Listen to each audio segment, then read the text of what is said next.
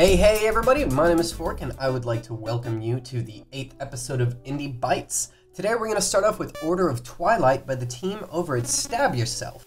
Order of Twilight is a puzzle platformer wherein you play as some kind of horse creature, perhaps of mythical origin, with the ability to cast spells out of a strange protrusion on your face. What's interesting about this game, aside from the puzzles themselves, are the tools that are given to the player. Instead of guns or swords or anything like that, you are given spells that you cast by pressing arrow keys in a certain order, and it's really interesting to me. As you play, you'll unlock more and more complicated spells and be put into situations where you can mix and match, and are sometimes even required to combo them together in quick succession, utilizing your own skill and creativity to solve a level. Many times when looking at a level after finishing it, I'd realize a handful of other ways I could have solved it using what I've got. Usually the differences are minor, like I could have jumped here or I could have gone sideways against the wall there. But even still, not many puzzle games that I've played nowadays have really had that. And it's really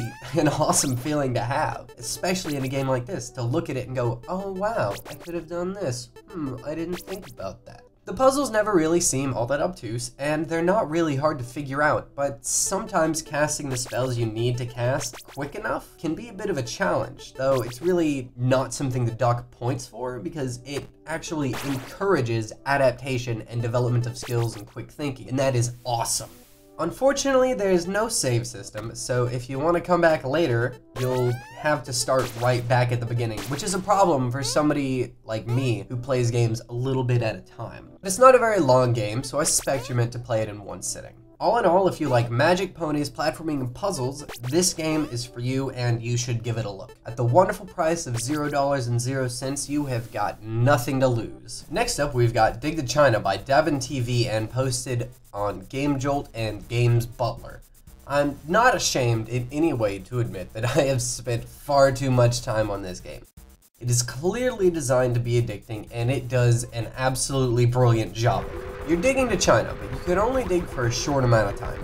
In this time, you need to both gather materials to purchase upgrades, as well as dig as far down as you possibly can. You start off with a plain old pickaxe and a fairly short timer, both of which are pretty easy to upgrade. And by the end of it, you've got all this crazy stuff going on that let me just tell you what the upgrades are. The items and upgrades are bombs that blow up large chunks of the map, time limit extensions, you upgrade your pickaxe's mining speed, you get a drill that you'll spawn with, and it digs really large spaces really fast and then explodes. You unlock moles that you can dig to, and then you ride them and they dig mole tunnels and gather a lot of materials and even time extensions for you. And while you're on them, time is paused, so they're really awesome, especially later on when you get a bunch of them, you can time it. Anyways, and you unlock an explorer's outfit. It doesn't really do anything except for make you look really cool. Each upgrade has 3 levels, except possibly for the explorer's outfit. I'm not really sure. I didn't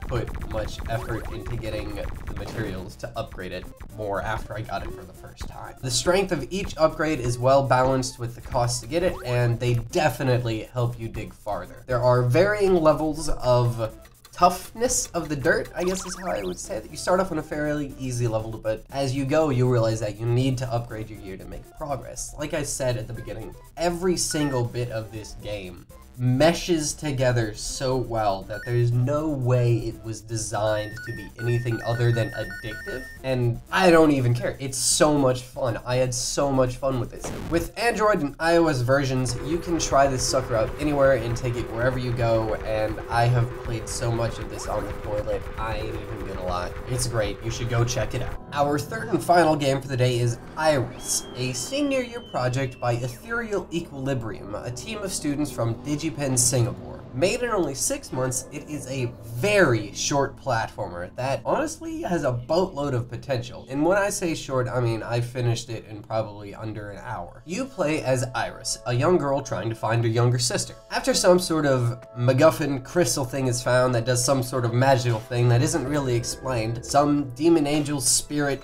entity things are awoken and your sister vanishes. Over the course of a few minutes, you find out that the magical bracelet you wear that your sister just happened to find one day is the key to solving all of these problems. You meet a god, spirit thing, She awakens your bracelet, and then you go defeat another one who turns out to be her sister. That is the gist of my understanding of the plot. It's vague, and the writing is pretty bad at times, but I feel like that could probably be chalked up to bad translation, so I'm not gonna count off for it. Where this game shines is the creativity of the art style, which honestly seems very inspired by Limbo, and in the gameplay. Each enemy you encounter is invisible until you hit a button, and then they're visible for a short amount of time.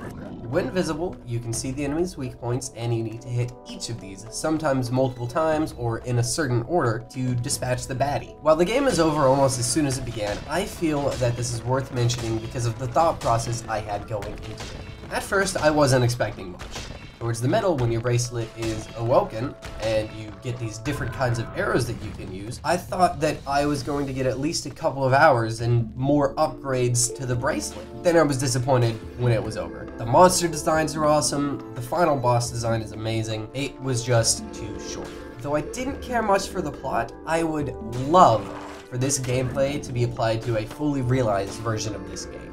You can find it at the game's website, linked in the description below for 0 money. That's it for this episode. As usual, thank you all so much for watching my show. If you enjoyed it, leave a like. If you know of any games that I should check out for the show, leave a comment and let me know. And don't forget to subscribe for more Indie Bytes episodes in the future. See you guys later!